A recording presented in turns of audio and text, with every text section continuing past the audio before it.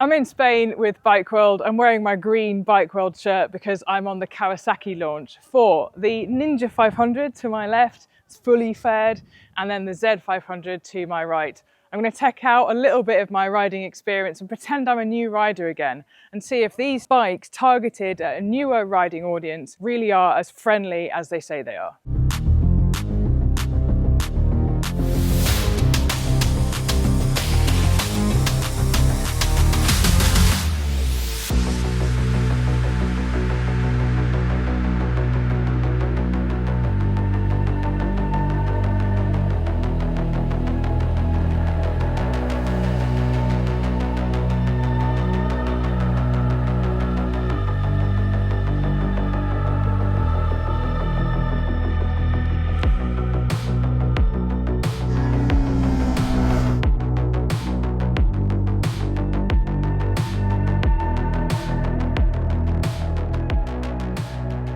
Hello everyone, welcome to Spain. I'm on the Kawasaki Z500. This is the new 500, the 451 displacement parallel twin, boasting about 44 brake horsepower.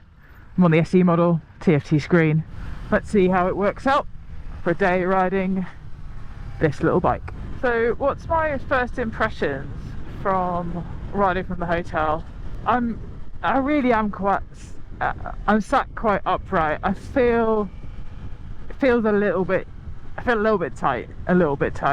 My knees are right on the edge of that fairing, the beautifully sculpted fairing, semi-naked. But I feel a teeny little bit cramped. I'm 5'10". Right, what is this bike telling me? I'm having to really kind of work the gears to ride, but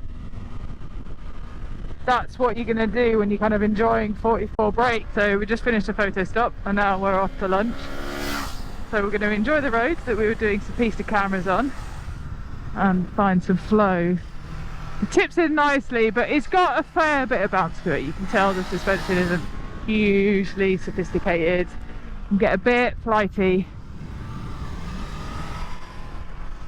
But again, it's about keeping this down to the right budget. So there's a lot of emphasis on these bikes staying light for new riders, and this adds to all this flickability. I wish it kind of sounded a bit better. You can't hear much of it. It is pretty subdued. Look at those mountains. So I'm about to ride the Ninja 500 for the first time. So what am I expecting?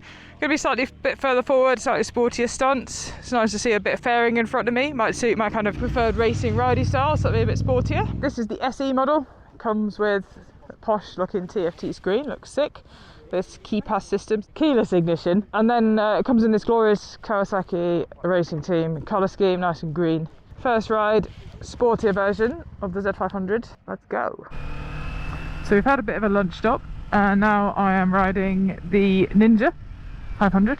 So this is the sporty version, just a smidge more comfortable actually. I actually prefer how the fairing feels on my inside legs really. For some reason the Z was kind of digging in a bit and I felt a bit cramped, whereas the fairing has given me quite a lot of space. So ergonomically this bike fits me a lot better, and obviously I don't have the kind of handlebar in front of me now. I've got these clip-ons which are just above the kind of yoke assembly up here. Right, I have got that to look forward to, and I'm going to pretend that I'm out with my mates of all different capacities on a new bike. I'm out with my mum and dad on different CCs and different horsepower. Let's go and see how my little 44 brake A2 compatible Ninja deals with these roads out on a Sunday blast. Let's go!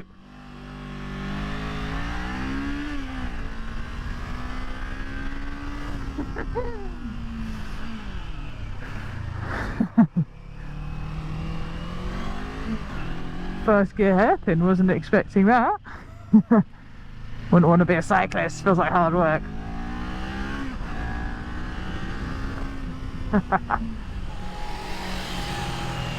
Let's go. So I've come back from a day of taking away my decades of experience of riding and trying to reset back into new rider mode, having kind of graduated from the 125 world and trying to see and feel my way through what it means to have an A2 license and work my way up to a bigger capacity bike. And so bigger capacity can sometimes mean to me 600s, 800s and 1000s.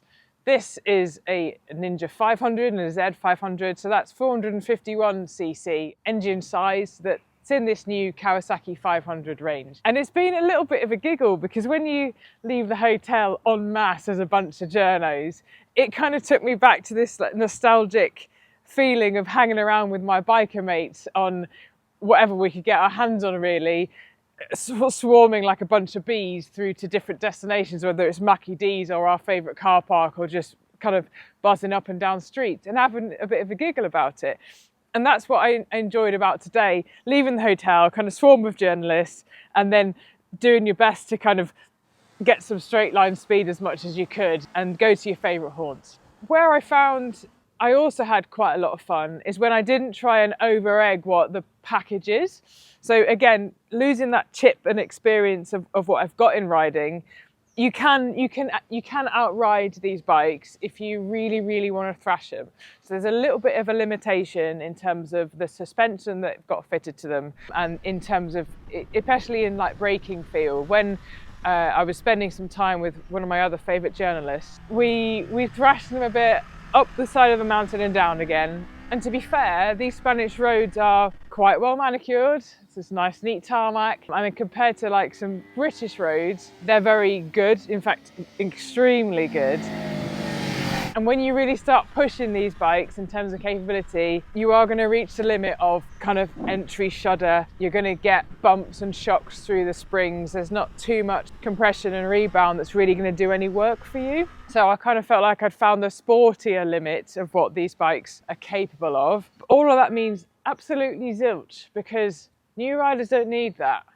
New riders need the confidence to be able to sit in third or fourth and roll in and roll off the throttle and to develop that confidence and feeling. Pulling my way through, not really spirited riding here, but I'm doing what I might like to do as a beginner, which is stay in one gear, panic about all the corners in front of me and just feel my way through. And that's exactly what I'm doing. When you're in new roads and new environments, well, you've got a lot going on in your head. You're worried about, what the hell is an apex? Where am I meant to be in the corner? What's my road positioning? What's coming over the side of the road? What can I see in my ring mirrors? What am I worried about? All of that is a major distraction to a new rider, or let's say a new rider or someone returning to bikes to get back into that riding spirit. And I think that's the kind of angle that I'd then moved into with either the Ninja or the Z variant, because if you just take away my experience, they become a much more enjoyable package to bring me on and develop me as an A2 license holder. So when you actually sit on it, you've got an immediate sense of comfort because you're not on your tippy toes trying to move a load of weight around. You've got your feet planted either side of the seat, and the bars are kind of your preference. Whether it's Z, you're slightly high and up, and then on the Ninja, it's kind of slightly lower and wider, but in no way are they particularly sporty postures. You're still around and in control of the bike. And that just helps with that overall confidence and manoeuvrability, clutch, seamless, smooth enough. And we were banging up and down the boxes and it just ate all that up. And you kind of expect that with modern and, to be fair, quite resilient parallel twins. Now, with the engine itself, it's conditioned for 44 brake.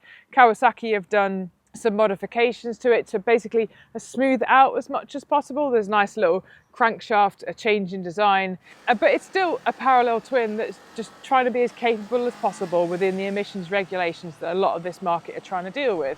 I've got a little bit of kind of sensitivity and vibiness just around the bar and the brake and clutch lever. I can still feel a little bit of vibe through my bars. I can feel it through the tips. But nothing super serious. It's still smooth, it still pulls. I can sit in sixth and chug away, or I can thrash it in second and try and send it a little bit. So that kind of leads me to what I think it also matters as a new rider in this case is how they look. I sit on that and I already feel like, and I say that, I mean the Ninja, I already feel like I've got this mini Ninja presence on the road. Is that a big Ninja or a small Ninja? You have to kind of listen to it to figure out what the difference is. And that's kind of what I quite like about the presence and the design of that Ninja styling, because you've got that kind of road presence even though you're on a smaller capacity bike. And that then leads me to the Z itself. It's quite fun. I like the little angled features of it. There's a whole list of colour schemes on it that I'm going to have to read out from the book. So the one I can remember, and the one that's in Kawasaki Racing Team Green, is lime green and ebony. That's this one, okay? So that's available in the SE version of the Ninja. Is the other version for the Ninja in the SE is metallic matte dark grey / metallic flat spark black / metallic moon dust grey. That's all one colour of the colour scheme. And then if you don't have the SE version on the Ninja, you can have the metallic spark black / metallic flat raw greystone, okay? And then if you go through to the Z variant, the standard is metallic spark black, metallic matte graphene steel grey.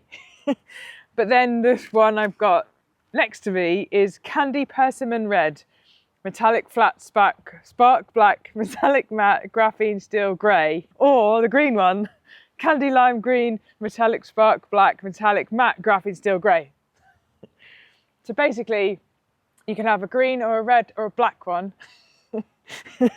Take your pick. Handling I've got, I'm a new rider, so I want it to be easy to ride and move around. So we've got 170 kilograms, low centre of mass, centre of gravity as it were. The engine's quite kind of held, slung and under the frame. So it's easy to handle.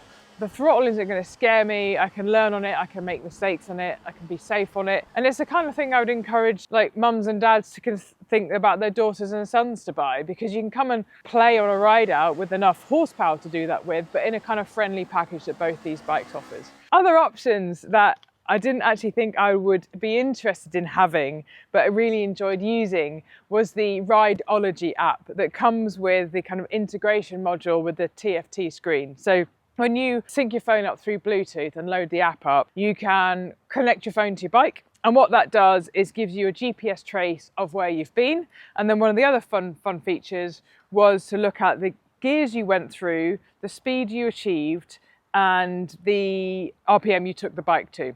And that was actually quite fun. It was useful to have that Rideology app integration and get a bit more information from your ride, and to have that little GPS trace of a ride you really enjoyed, and then you can easily find it again because you can load it as a GPX file, probably. If I'm a new rider, I want it to look the part. I want to feel like I'm developing in my biking journey. There's a lot of manufacturers out there that are really trying to help A2 license holders enjoy more range and get out on the road and enjoy their bikes. And so both the Ninja and the Z lend themselves really, really well to developing as a new rider and experiencing a little bit more horsepower on the road, and a nice, predictable, stable engine, and a really exciting kind of funky colour scheme and package. And that's why it's been really fun and kind of have, for me, a little bit of that nostalgic run around with less horsepower and a lot more fun. I quite like this job, I'm not going to lie. I quite like this job.